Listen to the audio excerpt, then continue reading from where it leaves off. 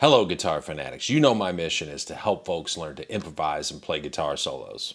And a lot of time, that seems to involve technique, and more technique. Well, I'm going to tell you that it's equally, if not more important for guitarists looking to develop their skills to listen to and learn solos by the guitar greats. You know, there's a popular saying that music is a language. Well, if that's true, we learn our native language by listening and imitating. I'm a big believer in learning to solo on your instrument happens much the same way. You need to listen a lot and fill your head with great ideas about technique, melodies, and phrasing. And at some point in your development, these ideas will just start to come out spontaneously when you solo. Plus, I have to be honest, I know guitarists that never play with other people. They never join bands. They just sit in a room and practice scales all the time. And to what end, I don't know. But it's fun to learn a lot of songs and be the life of a party or be in a cool band. And after all, didn't we start playing guitar because we thought it was going to be fun? In this video, we're going to learn the solo in the John Mayer song, Gravity.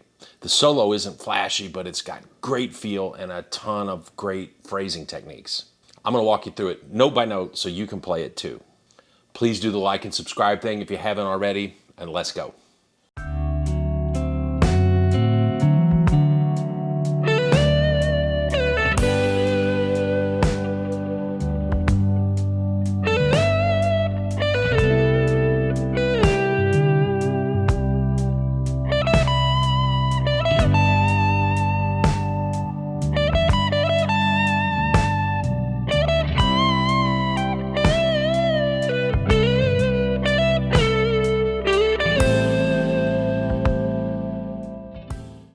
Gravity is a great song. It's in 6/8 time and it's in the key of G. So that 6/8 time, right away, you got to get used to that pulse. So 1, 2, 3, 4, 5, 6. 1, 2, 3, 4, 5, 6. Now there's a certain swing to that, and also the way that the rhythm section is playing behind John. They're really sort of accentuating the 1 and the 4, the first beat and the fourth beat of the measure. So it's like 1, 2, 3, 4, 5, 6. 1, 2, 3, 4, 5, 6. And that really helps you feel the pulse of the music. Now, one of the coolest aspects of this solo is that John establishes several very strong motifs and he repeats them throughout the solo. A motif is a short musical idea that has a recognizable quality, be it the melody, be it the rhythm, or both. The first motif that he establishes is he starts each of the first 5 phrases on the upbeat. This alone makes this solo pretty different and worth learning. So often we get stuck starting all of our phrases on the downbeat.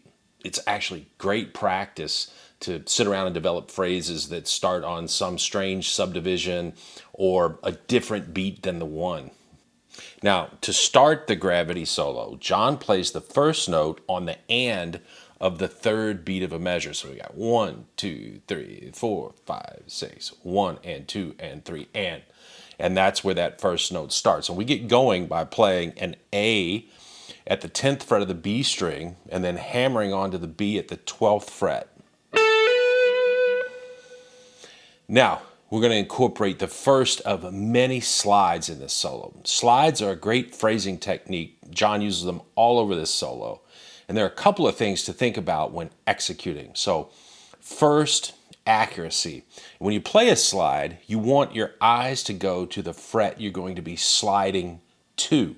And developing that accuracy can take some practice.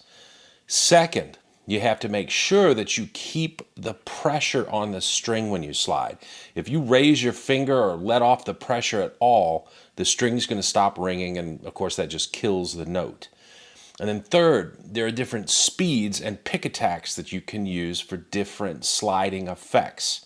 Now this first slide, we're going to be sliding 3 frets from the 12th fret B to the 15th fret D.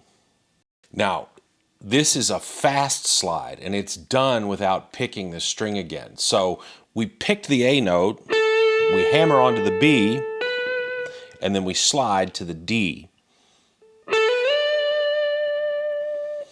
We're playing 16th notes here, and we want the slide to be as fast as if we're fretting the note and hammering on again. So if I was fretting the note, it would sound like this.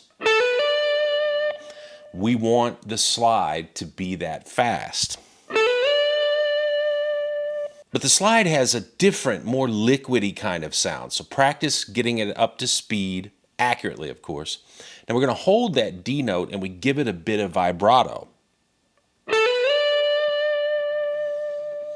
Now the vibrato John uses in this solo, it isn't a crazy, wide, heavy metal vibrato, but it is noticeable. So that's another thing to work on, the varying the type of vibrato that you use. Now the second half of this phrase starts with a downward slide. This slide is a little different, and we're going to call it a grace note slide. The grace note happens because we're going to pick the string with our finger still on that D note at the 15th fret, but we're going to immediately slide to the 12th fret B. We're going to hear the D note for just a split second, but more than adding any melody to the solo, it adds a different attack, so it's really there for effect. Listen to the difference in playing it straight and playing it with a grace note slide.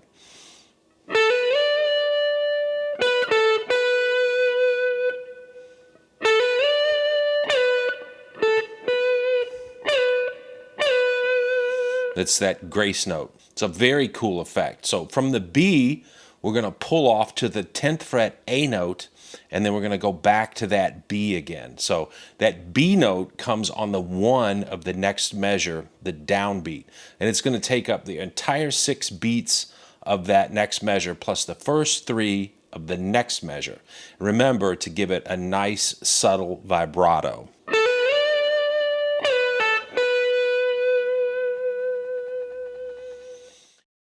Now here's where John is establishing motifs in a couple of different ways.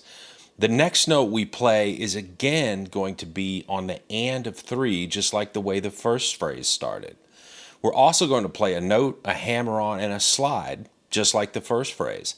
This time, we're going to play the 10th fret A, hammer on to the 12th fret, of course this is at the B string, and then we're going to slide all the way up to the 17th fret. That's an E note. Now, it's an even longer slide than in the first phrase, so you may have to practice it a bit to get your accuracy down. Next comes an awesome piece of phrasing, and this is an idea that can really make your melodic phrasing sound more vocal and creative. We're going to play a series of notes with slides and pull-offs on one string. You know, Jimi Hendrix and Stevie Ray Vaughan did this a lot. And a great rock player named Andy Timmons, he's kind of the king of this stuff, so you really need to check out his playing. We're going to play that 15th fret D, and then we're going to pull off to the 12th fret B and slide to the 10th fret A. Now that A happens on the 1 of the next measure, and we're going to hold that note until the and of 3 again, and we're going to play the 12th fret B with our 3rd finger and slide to the G at the 8th fret. We're going to give that note nice subtle vibrato, and we're going to hold it all the way to the and of 3 of the next measure. So back to that idea of establishing motifs and repeating them. We've got all these slides, which is establishing a certain character to the phrases, but we're also starting these phrases, each one of them, on the and of 3. Very clever, Mr. Mayer. Now, the next couple of phrases, we're going to establish a new motif and a new pick attack. We're going to pick every note in the next 2 phrases. The 2 phrases are identical as far as the notes are concerned, but the timing is a bit different. So we're going to start out on the 15th and 17th fret of the B string. Those are the D and E notes, followed by the 19th fret B on the high E. We're going to go back and play that D and E again on the B string. And then we're going to finish on the 17th fret, it's the A on the high E. The first time through, there's a pause on the B note. The second time through, there's no pause. And like the previous phrases, we're going to start the first time through on the and of 3. And the last note, the A, comes on the downbeat of the next measure. And we're going to hold that all the way through to the and of 6. And then we're going to play that same phrase, but this time with no pause. And once again, we're going to hold that last note until the end of 6. I'm telling you, the motifs are flying around like crazy here. And then we're going to change things up entirely. So that phrase is like 1, 2, 3, 4, 5, 6. 1, 2, 3.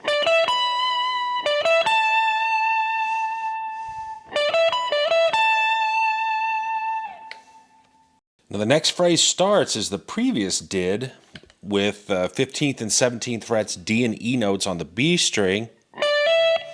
But then we're going to go up to the B at the 19th fret of the E string, and we're going to bend it up a half step to C twice.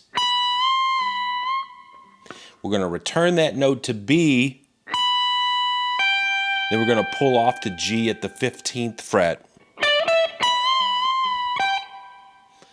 Next, he breaks the pattern by starting a phrase on the downbeat of 4.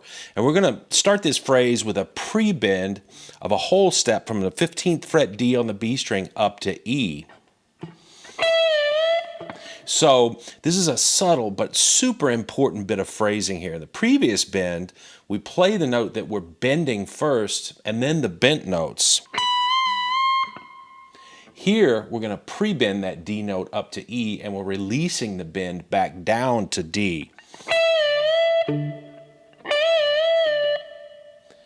Next comes a pull-off to the 12th fret B. That's followed by a slide from the 14th fret of the G string to the B at the 16th fret. I'm using the 3rd finger here because we're going to have to execute a couple more slides, and I want to have my other fingers available. There's also a great bit of phrasing here. He really emphasizes that B note by putting a more aggressive vibrato than he's used in the solo on it.